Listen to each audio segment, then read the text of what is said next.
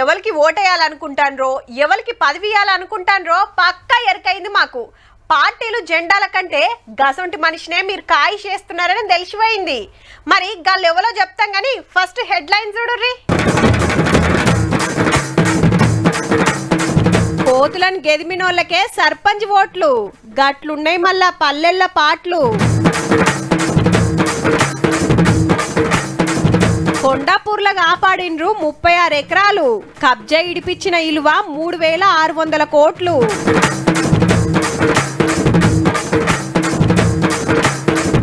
తింటున్నాం బువ్వ ఎక్కువ కానీ పెయిల తాకత్ తక్కువ.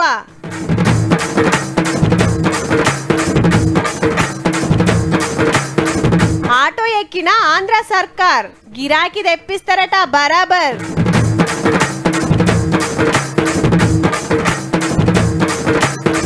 గంగమ్మ ఒడిలకు దుర్గమ్మ ఎప్పుడు నీ దీవెన ఉండాలమ్మా. నువ్వు నిలబడన్నా మనోళ్ళంతా పక్క నీకే ఓటేస్తారు గాని కాకుంటే జర ఖర్చు ఎక్కువైతట్టుందే. నిన్ను కాకుండా ఇంకేవాళ్ళని గెలిపిస్తామే కాక అప్పుడు వార్డు మెంబర్కు 2 లక్షలు ఖర్చు పెట్టినా ఫాయిదా కాలే గాని ఇప్పుడు పక్కానే. ఏమ్రా అందరు పోయి గుట్ట కింద సీక్రెట్గా సిట్టింగ్ వేసిండ్రట అంటే మమ్మల్ని విలువరా, మాకు ఓట్లు లేవా చూసుకుందంతి యాందాక పోతారో. అవునారా, రోజు నేను అగుపడుతూనే ఉంటా, నాకేం చెప్పలే కానీ సీటులుండే నీకు ఫోన్ చేసిండులే, ఉండు అని సంగతి చెప్తా అని ఊర్ల పొంట ఎలక్షన్ల ముచ్చట్లు జోరున్నాయి అబ్బా. కానీ గెలవాలంటే ఏం కావాలనో తెలుసునా? నన్ను గెలిపిస్తే మీ గల్లీలో సీసీ రోడ్డు వేస్తా, మీ బస్తీలో చెమక్ లైట్లు పెట్టిస్తా, మీ ఆడకట్టుకు మురికి కాలువలు లేకుండా వేస్తా, నేను ఊరికి బడి కట్టిస్తా, నేను గుడి కట్టిస్తా, నేను అది చేస్తా ఇది చేస్తా అంటే ఎవరు ఓట్లు వేసేటట్టు లేరు. ప్రతి ఒక్కరు ఏం కోరుతున్నారో ఎరికేనా? మాకు నీళ్ళ కాడ ప్రాబ్లం లేదు, మోరీల కాడ ప్రాబ్లం లేదు, కరెంట్ కాడ ప్రాబ్లం ఏం లేదు. మాకు ఒక కోతుల బెడద బాగున్నది కాబట్టి బయటికి రావడానికి భయపడతాను. గదన్నట్టు ఊళ్ళకెళ్ళి కోతులను నిలగొట్టిన వాళ్ళకే ఎలక్షన్ల ఓటర్ని సాఫ్ సీదా చెప్తున్నారు.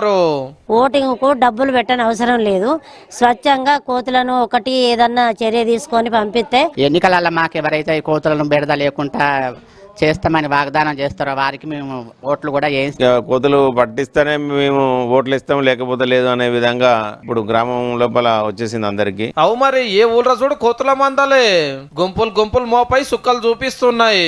ఇండ్ల మీదకెళ్ళి దుంకుడు, పెంకలు వీకుడు, ఇంట్లోకి జొర్రవాడి అగుపడ్డ ఎత్తుకపోవడు, అవసరమైతే మీద వాడి ఖర్చుడు, బిర్రుగా తలుపులు పెట్టుకొని గొల్లాలు వేసుకొని కూకునే కథ అవుతుందట. ముసలోళ్ళ లెక్కనే ప్రతి ఒక్కరు కట్టెలు పట్టుకొని తిరుగుడు అవుతున్నది అంటే చూడుండ్రిగా. చాలా మందిని కరుస్తున్నాయి, ఇంట్లోకి వస్తున్నాయి. వాటిని కొట్టదామని కొట్టబోయినాం అనుకోండి, కొట్టబోతే ఇంకా మళ్ళీ మీదికి పగబట్టినట్టు వస్తున్నాయి. ఏలాడ పడుకుంటా ఇండ్లలో కొచ్చుకుంటా ఇండ్లలో ఆగమాగం చేసుడు, బియ్యం బత్తాలు, పప్పులు, ఉప్పులు, నూనె డబ్బాలు అన్ని పడేసుడు, పిల్లలను గరుసుడు. ఇక బావుల పొట్ట తిరుక్కుంటా ఏ పంటకు పడితే అది తెల్లు వేస్తున్నాయట. కోతి శాతాలు ఎట్లుంటాయి, మొలకలు వీకేసుడు, పిందెలు కొరికేసుడు. ఏగలేక కోతికు 500 ఇచ్చి పట్టించినా మళ్ళా 4 వద్దులకు మళ్ళీ వస్తున్నాయట. అంటే పట్టుకపోయిన వాళ్ళు దగ్గర పట్ల ఏడ గుట్టనో అడివో ఉంటే ఆడనే ఇడిచిపెట్టి వస్తురట. కోతులతోటి కొట్లాడలేక గిట్లా డిసైడ్ చేస్తురు అన్నట్టు. కోతులని ఈ ఊళ్ళో ఉంచకుండా చేస్తామని మాకు ఎవ్వరు ఆమిస్తారో వాళ్ళకే ఓటు మేము 10 రూపాయలు అడగకుండా వాళ్ళకే ఎత్తాం. అది కూడా మేము మళ్ళా ఒక్కలే వేస్తామని కాదు, ఏకగ్రీవంగా. అంతటా గివే తిప్పలు ఉండే వరకు సర్పంచ్, ఎంపీటీసీ, జెడ్పీటీసీ పదవుల మీద కాయిషున్నోళ్ళు కూడా ఎలక్షన్ల కోతులు పట్టిస్తామని హామీలు ఇచ్చే కాడికి వచ్చింది కథ. వాటిని పట్టించే బాధ్యత నాది. ఇక్కడ పట్టించి టోటల్గా ఛత్తీస్గఢ్లో అడిగితే ఇక్కడ ఎక్కడ వదిలిపెట్టే వాటిని ఎంత ఖర్చు అయినా పర్లేదు. ఒక్క కోతి కనపడితే నన్ను గ్రామ పంచాయతీలో నన్ను మళ్ళీ అడగవచ్చు వాటి ఓటర్స్. ఇక మీ గల్లీలో కోతులు లేకుండా చేస్తా, మనూళ్ళ కోతి కనబడకుండా చేస్తా, కోతులు పట్టించడానికి ఎంత ఖర్చు అయినా పెడతా అని కోతుల దండం చదివిన వాళ్ళకే ఓట్లు పడేటట్టున్నాయి పో.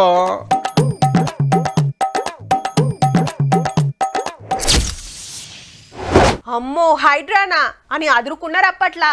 చెరువు భూముల్లా ఇండ్లు కట్టిన వాళ్ళ పని పట్టేటోరకు బుగులు పడ్డారు. కానీ ఇప్పుడు గసంటి కబ్జాల తెరువు పోవాలంటే పానం గజ్జుమంటందట. హౌ మరి బుల్డోజర్లు వస్తూనే ఉంటాయి, పంజా వేస్తూనే ఉంటాయి. మేము ఎన్నడో అమ్ముకున్నాం అయిపోయింది, ఇంకేముంది అనుకునేటోళ్ళకి కూడా నిద్ర లేకుండా వేస్తుందిల్లా. కొండాపూర్ కబ్జాలు గిన ఖతం చేసింది హైడ్రా. అప్పట్లనే 36 ఎకరాల సర్కార్ భూమిని అమ్ముకొని పాతింప సామాన్ల షెడ్డు, ఓ బైక్ షోరూము, అట్రోకు మామిడి తోట పెట్టిండ్రట. మంచిగా పొద్దుగాల హైడ్రా వచ్చింది, అందరినీ ఖాళీ చేపించి రప గులగొట్టింది. దీని విలువ ఎంత అనుకుంటాన్రు? 3,600 కోట్ల రూపాయలట. ఆడ ఎకరం తక్కువలో తక్కువ 100 కోట్లుంటది. మళ్ళా ఆర్టీఐ ఆఫీస్ కు దగ్గరలా కుక్కట్పల్లి పోయే తొవ్వ. మొన్నటిదాకా ఓ 12 మంది హ్యాండవర్లుండే. ఏండ్ల కాంచెల్లి మేమే ఉంటున్నామని వాళ్ళు అడ్డం పడితే సర్కార్ హైకోర్టుకు పోయింది. పాత రికార్డులన్నీ మర్రేస్తే పక్క గవర్నమెంట్ భూమి అని తీర్పొచ్చుడుతోటి ఇవాళ కబ్జాల పని పట్టిండ్రన్నట్టు. చెరువులు, పార్కులు, సర్కార్ జాగాలు కాపాడటానికి హైడ్రా వచ్చినాక 50,000 కోట్ల ఇలువగల్ల 1000 ఎకరాలు కబ్జాల నుంచి ఇడిపించిందంటే చూడుండ్రిగా.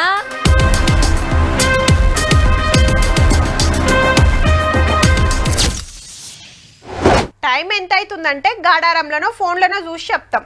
బస్ స్టాప్లో నిలబడి బస్సు వస్తుందా రాదా అంటే 5-10 నిమిషాలు అటు ఇటుగా రావచ్చు అంటాం. ఆఫీస్కి వెళ్ళి ఇంటికి ఎంతసేపట్లో పోతామంటే రోడ్ల మీద ట్రాఫిక్ని బట్టి పావు గంట అటో ఇటో వెళ్ళిపోతాం. కానీ ఆన ఎప్పుడు వస్తుందంటే ఎవ్వరైనా కరెక్టుగా చెప్తారా? మొగుల్ని పరిచబట్టే వాతావరణ సంగపోలనే తీకమక వేస్తుంది. మళ్ళా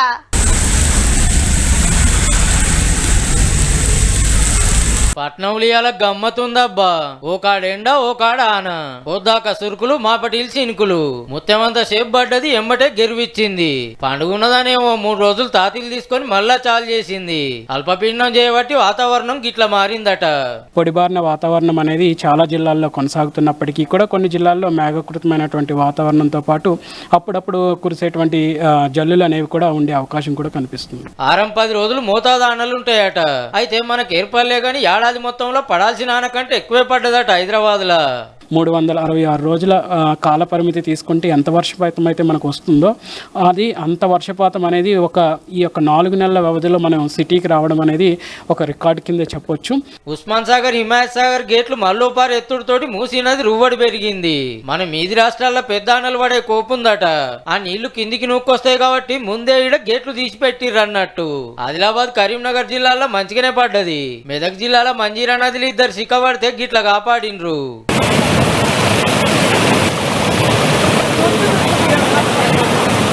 ఇక ఇంకో 10 రోజులైతే ఆనతెప్పలు మోసుకొచ్చిన నైరుతి ఋతుపవనాలు పోయి ఈశాన్య ఋతుపవనాలు వస్తాయట. ఇక అప్పుడు ఎట్లుంటుందో గానీ ఏ ఊరి చెరువు చూసినా నీళ్ళే, ఏ ప్రాజెక్టు చూసినా నిండుకుండే. మరి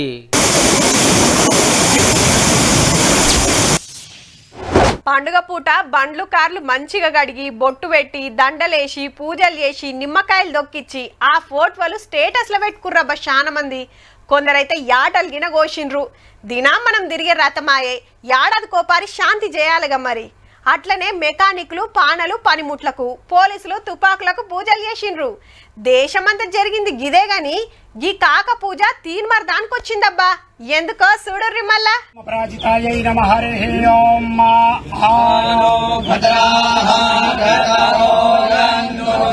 కొడుకో పిస్తోళ్ళు, రైఫిళ్ళు చిన్నవి పెద్దవి బొచ్చడున్నాయి. ఏం తక్కువ 200లకు మీదనట. మంచిగా పూలు చల్లుకుంటా దసరా నాడు ఆయుధ పూజ చేసిండు కాక. ఏహేనా అతాలరా పతారా చూడుండ్రని వీడియోలు, ఫోటోలు తీపించుకొని సోషల్ మీడియాలో పెట్టుకున్నాడు బాజాప్తా. పేరు రాజాబయ్య, ఉత్తరప్రదేశ్ రాష్ట్రము. జనసత్తాదళ పార్టీ పెబ్బగూడ. 7 మాటల ఎమ్మెల్యేగా గెలుచుడే కాదు, ఎన్నో మాటల మంత్రి పదవులు గిన చేసిండు. అసలు పేరు రఘురాజ్ ప్రతాప్ సింగ్, ముద్దుగా రాజాబయ్య అని పిలుచుకుంటారు. ప్రతాప్ గఢ్ ఏరియాలో పవర్ఫుల్ లీడర్. మళ్ళా దందాలు, ధమ్కీలు, కిడ్నాప్లు, మర్డర్ కేసులతోటి మస్తు పేరు పోయిండు. జైలుకిన పోయి వచ్చిండు. పార్టీ గుర్తు రంపం ఉన్నట్టుగానే రఫ్ ఆడిస్తాడు. ఎప్పుడు నన్ను కొడతాడు తిడతాడని భార్యనే కేసు పెట్టిందంటే అయ్యగారు వ్యవహారం చూడండిగా. ఇంట్లో అతాలు దాస్తుండని ఎన్నో మాటలు వెళ్ళైతే చెల్ అంతా జూటా అని దుల్పరిస్తుండే. అసొంటిది ఖుద్దు రాజాబాయ్యనే ఇంటి ముంగట తుపాకుల ప్రదర్శన పెట్టే వరకు తుపాకులకెళ్ళి వచ్చిన తూటాల లెక్క వీడియోలు దేశమంతా కిరకలు కొడుతున్నాయి.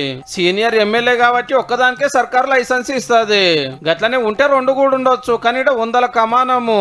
గట్లనే ఎవరికన్నా ఉంటే కేసులు పెట్టే పోలీసులకు ఇవి అగుపడకుండా వచ్చున్నా సీఎం యోగి గారు ఎందుకు సపోర్ట్ చేస్తలేరని క్వశ్చన్ చేస్తున్నారు చాలా మంది. కానీ ఎమ్మెల్యే గారి ఇలాకాలున్న అన్ని పోలీస్ స్టేషన్లలో కూడా గిన్నిగనం తుపాకులు ఉన్నాయో లేవో పో.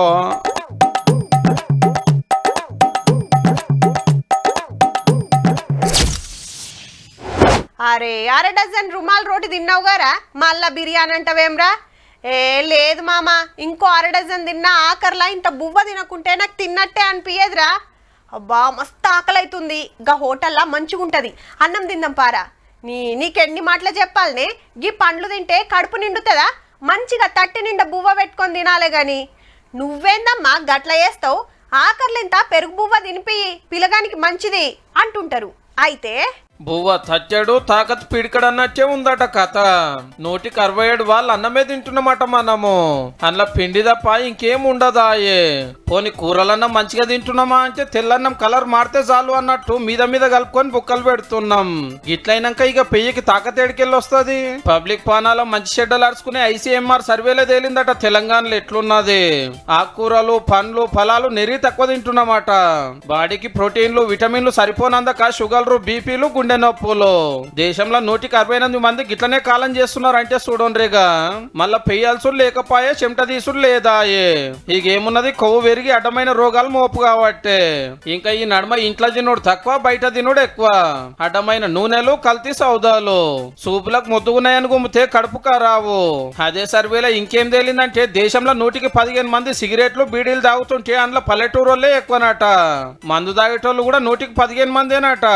ఇది దేశమంతా మనకాడ లెక్క ఏరే ఉంటదుల్లో 115 మంది సుక్కముట్టారేమో. దసరాకు చూడాలి 4 రోజులనే 800 కోట్ల సరుకు సప్పరిచ్చేండ్రు. అంటే పెయ్యికి తాగతీయని బువ్వ బగ్గా తింటున్నాం, బాడీకి అవసరం లేని మందు ఎక్కువ గుంజుతున్నాం. తినుట్ల తాగుట్ల తెలంగాణలో తరికే అలాగున్నది మళ్ళా.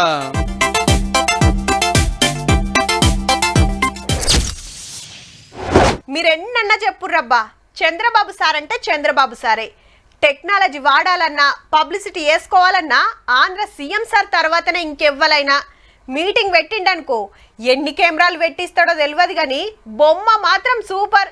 ఈ నడమ కారు దిగి గరీబుల ఇండ్లకి పోతాండు, దుక్నాలు తిరుగుతాండు, పోరాలతోటి ముచ్చట పెడతాండు. ఎట్లయితే 4 మాట్లాడుకుంటారో గట్ల వేస్తుండనుకో రాదుర్రి.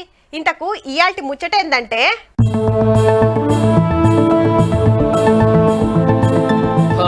హైటెక్ చంద్రన్న ఆటోలో తిరుగుతున్నాడు. ఎన్నడెక్కకుండా మస్తు ఖుషి అవుతున్నట్టున్నది. తోపంటు పోయిన వాళ్ళకి చేతులు ఒప్పుకుంటే ఎట్లా మురుస్తున్నాడు. ఆంధ్ర సీఎం సారే కాదు, చిన్న సీఎం పవన్ కళ్యాణ్ సార్ కూడా ఆటోలోనే వస్తున్నాడు. ఇంకో దాంట్లో మంత్రి లోకేష్ అన్న. పక్కకున్నోళ్ళు ఆటో డ్రైవర్ల ఇంటోళ్ళు. విజయవాడలో ఈ రాస్తా మొత్తం బంద్ పెడితే రయ్యు నరుకుతున్నాయి. ఇక వెనకాలనేమో ఎప్పుడు తిరిగే 1 నెంబర్ కాలరు. ఇక సెక్యూరిటీ వాళ్ళు పోలీసులు ఉరుకుడు ఆటోలతోటి పోటీలు వాడి.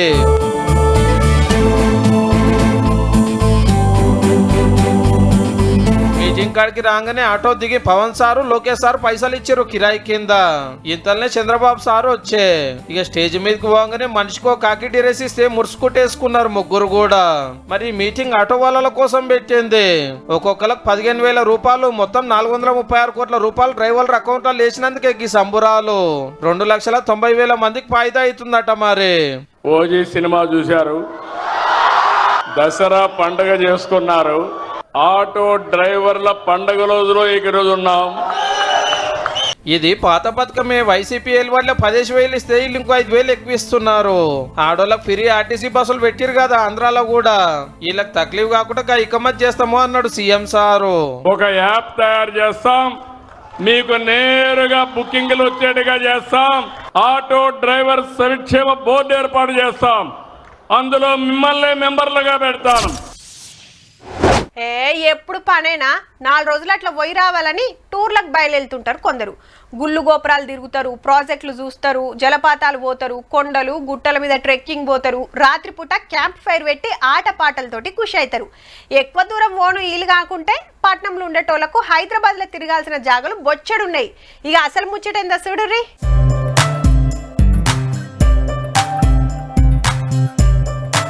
చుట్టూ పచ్చని కొండలు, నిండారా నీళ్లు, నడుమిట్ల బోటు షికారు. మస్తుందిలే. ఇంతకిదేడనో తెలుసునా? నిర్మల్ జిల్లా కడెం ప్రాజెక్ట్ కాడ ఒడ్డుకు నీళ్ల మీద తేలే వాక్వే పెట్టిండ్రు. బోట్ వచ్చి ఆగితే ఈడికెళ్ళి ఎక్కాలే. పొద్దుగాల 10 గంటలకు చాలైతే పొద్దుముకు 5:30 దాకా ట్రిప్పులు కొడుతూనే ఉంటారు. టికెట్ ఒక్కలకు 50 రూపాయలు. ఎక్కంగానే సేఫ్టీ జాకెట్ దొడుక్కొని కూర్చుంటే ప్రాజెక్ట్ అంతటా ఓ రౌండ్ వేసి రావచ్చు. చాలా బాగుందండి. వాటర్ లో ఇలా వెళ్ళడము బ్యూటిఫుల్ ఎక్స్పీరియన్స్. సో ఇది ఒక డిఫరెంట్, వేరే ప్రపంచానికి వచ్చిన ఫీలింగ్ వస్తుంది. ఎందుకంటే ఒకవైపు కొండలు, ఇంకోవైపు వాటర్. కడెం ప్రాజెక్టు మీద బోటు షికారి ఎప్పటి సందో ఉంది గాని ఈ నడమనే టూరిస్టులు పెరుగుతుండ్రు. చుట్టుముట్టోళ్లే కాదు సిటీకెంచి కూడా పోతాను రబ్బా. హైదరాబాద్ బిజీ లైఫ్, మా జాబ్ లైఫ్ స్ట్రెస్ని అంతా ఇక్కడికి వచ్చి వాటర్ గ్రీనరీ చూసి చాలా హ్యాపీగా అనిపిస్తుంది. అటు ప్రాజెక్ట్ అందాలు ఇటు బోటు షికారు. ఏదన్నా పని పడి నిర్మల్ దిక్కుపోతే మీరు కూడా చూడుండ్రి మరి.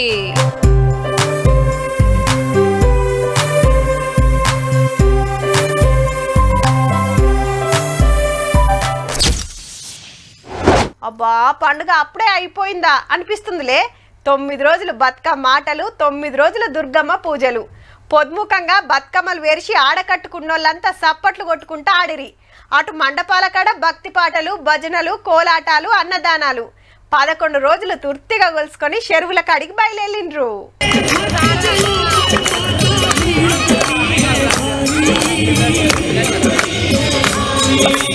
అమ్మవారికి ఆఖరి పూజలైనాక హారతిచ్చి గంగమ్మ ఒడికి పంపుతున్నారు. హైదరాబాద్ ట్యాంక్ బండ్ కాడ దుర్గమ్మ విగ్రహాల నిమజ్జనాలు జోరుగైతున్నాయి. నిన్న రాత్రి సంధి చాలైతే ఇవాళ పొద్దుముఖ్యదాకా నడిచినాయి. ముద్దుగా రథాలు షింగారిచ్చి ఆడుకుంటా పాడుకుంటా తీసుకొచ్చిండ్రు.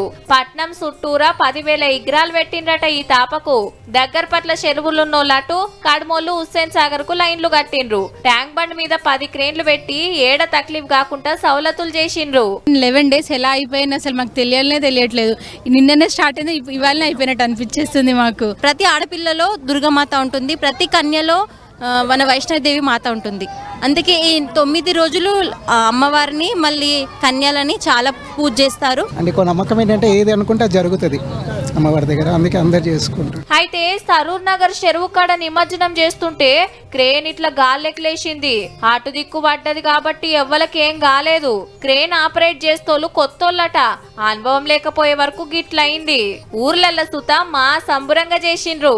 నవరాత్రులు గొలుసుకున్న అమ్మవారిని ఆటపాటల నడమ సాగనంపిండ్రు.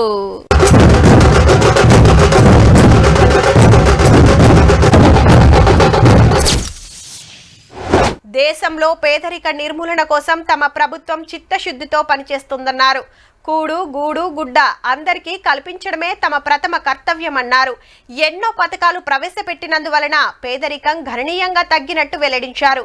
దారిద్ర్య రేఖకు దిగువనున్న అట్టడుగు వర్గాల అభ్యున్నతికి విశేషంగా కృషి చేస్తున్నట్టు ప్రకటించారు. అసమానతలు లేని సమసమాజం దిశగా దేశం పురోగమిస్తున్నట్టు పలు సర్వేలు తెలియజేశాయి. ఇదిలా ఉండగా ఏహేం మీరెందుకు గరీబులైతారు? మీకేం తక్కువ, మస్తు పైకం ఉన్నోళ్ళు. అవు మరి పట్నంలో వండుకుంటా నెలకు 1047 రూపాయలు ఖర్చు పెడతలేరా? పల్లెలలో ఉన్నోళ్ళు నెలకు 972 రూపాయలని నడిపించుకుంటలేరా? ఇక మీరు లేనోళ్ళు ఎట్లయితారు?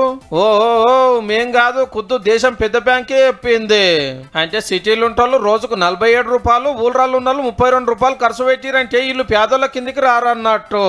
గతనే బయట నాష్ట చేసినా 2 సమోసాలు తిన్నా మంచిగా బతుకుతున్న వాళ్ళ కిందనే లెక్క. దేశంలో గరీబితనం లేదని చెప్పేదానికి గమ్మత్ లెక్కలు చెప్తున్నారు. మళ్ళా కోట్ల మందికి తిండి లేకున్నా, రోడ్ల మీద అడుక్కుంటున్నా, గుడిసెలున్నా, దవాఖానలో చూపించుకునే తాకత్ లేకున్నా దేశం మస్తు డెవలప్ అవుతుంది అన్నట్టు. సెంటర్ వాళ్ళ కింద ఉండే నీతి ఆయోగ్ లెక్కల ప్రకారము 100కి 11 మందే ఉన్నారట పేదలు. ఉత్తరప్రదేశ్, బీహార్, మధ్యప్రదేశ్, ఒడిశా, రాజస్థాన్ రాష్ట్రాలలో మస్తు తగ్గిరట. మరి అయితే పానం మంచిగా లేక తినటానికి తిండి, తాగటానికి నీళ్లు, ఉండటానికి నీడ లేకుంటే పేదల కిందికి లెక్క కట్టాలని దునియా ఆరోగ్య సంఘం చెప్తుంటే మనకన్నేమో తరిక గిట్ల ఉంది. ఈ లెక్కన తీసుకున్న రోజుకు 32 రూపాయలు గిన ఖర్చు పెట్టే తాకత్ లేని వాళ్ళు ఉన్నారంటే దేశం ఎంత డెవలప్ అవుతుందో చూడండిగా.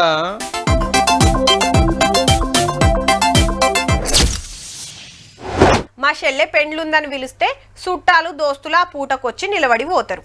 తోచినంత కట్నమో కానుకలో ఇస్తారు. కానీ ఓ పెండ్లికి తోడబుట్టకున్నా తోడబుట్టిన చెల్లె లెక్క లగ్గం చేసిండ్రు.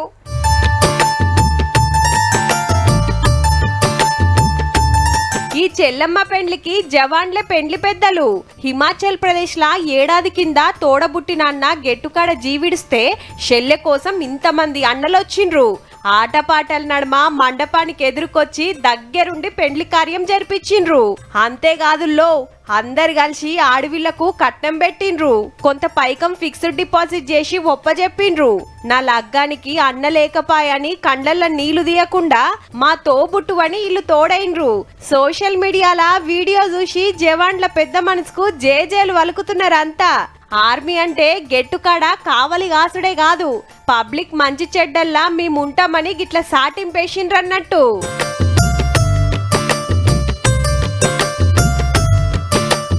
చూసిండ్రు కదా, ఇక ఇవుల్లా ఇయ్యాల్టి తీన్మార్ ముచ్చట్లు ఉంటామల్లా. నమస్తే.